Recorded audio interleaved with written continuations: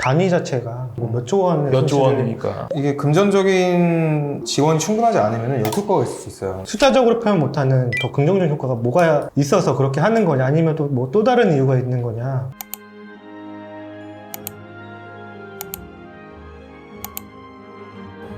다들 아시안 게임 보셨어요? 네, 저는 좀 챙겨보고 있어요. 아, 대단했어요. 우리나라에서는 축구랑 야구가 인기가 많은데 축구랑 야구 금메달이 하루에 다 나왔어요. 그렇죠. 거기 뭐 야구는 뭐 4회 연속이고 축구는 또 3회 연속이라고 맞아요. 하더라고요. 아니, 저는 이번 항저우 아시안 게임 보면서 되게 옛날부터 궁금했어요. 커다란 국제 스포츠 행사 왜 할까? 문화적 교류도 하고 여러 가지 효과가 있다는데 사실 돈이 안 되면 안 하는 게 현실이잖아요. 어렸을 때 기억을 생각해보면은 네. 이런 스포츠 이벤트를 하려고 국가별로 이렇게 지원을 하고 거기서 선정되면 이제 그 국가 대표하시는 분들이 막 환호하고 이랬던 기억이 나요. 그게 그런 거, 근데 네. 선정된 거에 대한 어쨌든 긍정적인 효과가 있기 때문에 네. 그런 분들이 이제 그렇게 하셨던 것 같은데 저도 사실 궁금하긴 해요. 왜 이렇게 그러셨을까 그분들은. 이번에 최근에 또 나온 기사 보면은 정말 좀 이해가 안 되는 부분도 있어요. 중국이 항저우 아시아 게임 같은 경우에는 수입이 1조인데 지출이 41조.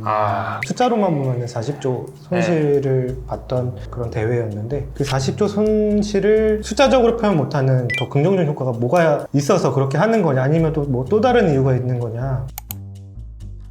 그러니까 뭐 하나씩 얘기해보죠. 도대체 뭐가 있을까요? 일단 제가 듣기로는 저차원적인 얘기인데 이걸 보려고 TV가 많이 팔린다는 소리를 들었어요. 소비 증진. 그러니까 맥주집 앉아가지고 경기를 본다는 거예요. 그래서 이 지역 경제가 일시적이나마 활성화된다. 그건 그럴 것 같아요. 그런 것도 있지 않을까요? 이 대회를 보기 위해서 이제 관광 오시는 분들에 대한 관광 수입도 있을 수 있을 거고, 그리고 대회가 어쨌든 중계되면서 그 나라를 어쨌든 홍보할 수 있는 그런 그렇죠. 것들에 대한 긍정적인 효과가 있을 것 같은데 그런 거는 아마 아까 말씀하신 1조의 수입에 잡히진 않을 것 같아요.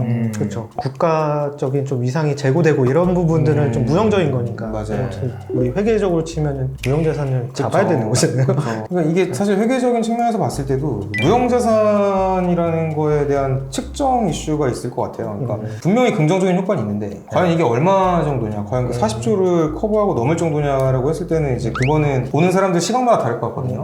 실질적으로 어쩌면 무형자산을 평가하는 것과 동일한 뷰로 이 경제적 효과를 볼 수 있다, 이렇게 볼 수 있겠죠. 제 생각에는 또 한 가지 정도 더 있는 것 같아요. 뭐 폐막이 지금 됐지만 이 효과를 지금 당장에 판단하기는 너무 이르다. 맞아요. 왜냐하면 이게 이 40조 원을 투입한 게 10년이 됐던 20년 됐 30년에 걸쳐가지고 그게 이제 국가의 뭐 위상과 상승과 더불어서 뭔가 이제 금전적인 효과가 있지 않을까. 뭐 수출이 됐든 뭐가 됐든. 플러스 이제 스타가 이제 탄생했잖아요. 신동이었던 그렇죠. 그 탁구 선수분도 이제 스타가 된 거고. 그렇죠. 예, 여러 스타의 탄생도 있죠. 이거를 또 이제 회계적인 측면에서 보면은 그 중국이란 나라의 이제 재무제표를 만들었을 때 이 효과로 인해서 중국에 분명히 무형자산이 뭔가 생겼을 거예요. 나라의 신임이 좀 바뀌는 이런 것들이 생겼을 수도 있고, 과연 이제 우리가 일반 기업에 대입을 했을 때 어떻게 측정이 되는지 이런 것들에 대한 고민을 해볼 필요가 있을 것 같긴 하네요. 예.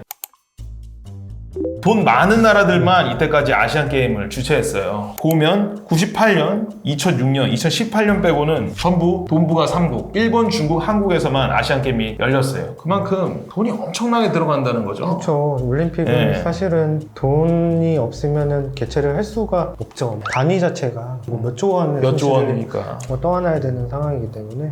오히려 이게 금전적인 지원이 충분하지 않으면 역효과가 있을 수 있어요. 우리 나라를 홍보해야 되는데 그 좋지 않은 모습이 오히려 TV를 통해서 반영된다거나 하면은 그건 오히려 이제 긍정적인 효과보다는 부정적인 효과가 있을 수 있기 때문에 맞아요. 이제 그런 것까지 고려했을 때는 사실 이제 선뜻 나서기 쉽지 않을 것 같아요. 그래서 네. 그 여정현 회계사가 이야기한 것처럼 이번 아시안 게임은 중국만 지원을 했다고. 아, 맞아요. 그 항저우 아시안 게임 공식 스폰서들을 쫙 봤거든요. 아. 그런데 옛날에는 한국 기업도 있었고 그랬어요. 근데 지금 보면 프레스티지 파트너라고 이 파트너사들도 다 붓는 돈이 다른데 그 중에서 제일 돈 많이 부은 파트너들 한국 기업이 없어요. 전부 중국 기업을 가르쳤어요.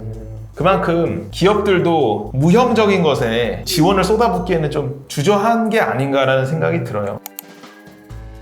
저는 한편으로 그런 생각도 들어요. 결국 아시안 게임이라는 게 일부 지역에만 국한돼서 경쟁을 하는 거잖아요. 그러다 보니까 이제 사실 세계에서 제일 훌륭한 운동선수들이 어쩌면 출전을 못하는 경우도 많을 수 있고, 글로벌 기업들은 사실 이제 세계 최고를 홍보하고 싶어 할 텐데 사실 그 부분에서 좀 부족할 수 있을 것 같아요. 그러니까 뭐 그러다 보니까 아시안 게임이 비교적 다른 스포츠 이벤트에 비해서는 조금 이제 부족할 수 있다, 이런 생각이 좀 들긴 하네요. 그런 것도 있을 것 같아요. 개최국이 결정되는 시점이랑 실제 열리는 시점 간의 그 기간이 기간이 너무나도 길고 네. 사실 개최됐을 때는 기대 효과가 굉장히 컸다라고 판단을 했을 수 있는데 10년이면 세월 네. 지나면 강산이 변하잖아요. 그전에 10년 뒤에는 뭐 경기나 이런 거에 흐름을 타기 때문에 실제 개최할 때 당시에는 뭐 스폰서도 잘 안 들어왔고 생각했던 것만큼 네. 뭐 그런 것도 좀 영향이 있지 않았을까.